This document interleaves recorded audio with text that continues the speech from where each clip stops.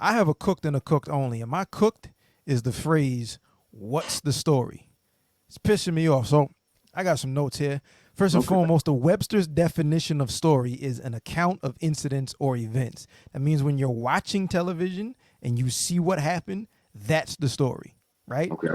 Pro wrestling is a fictional portrayal of a combat sport. Keyword right there being sport.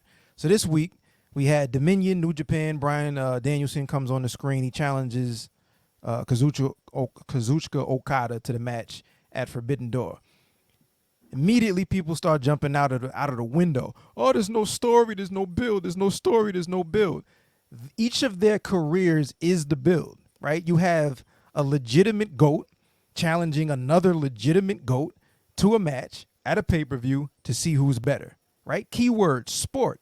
That's the story. If you look at UFC, right, which is a combat sport, Dana White makes a whole lot of money by this fighter calling out this fighter. And then Dana White sits back and he says, all right, yeah, that makes sense. I think a lot of people might want to see that. Book it. This is a co-branded pay-per-view, New Japan and AEW. So a lot of people with these bad faith arguments about how nobody knows who Okada is bullshit. First and foremost, AEW's core audience came over from New Japan because the Elite are all Bullet Club people, which started in New Japan, and they came over. So the fan base is the same. It's a very simple story. These are two legendary careers that are finally meeting. It's a legitimate dream match. That's a phrase that might get thrown around a little bit. This is a legitimate dream match. That's the story.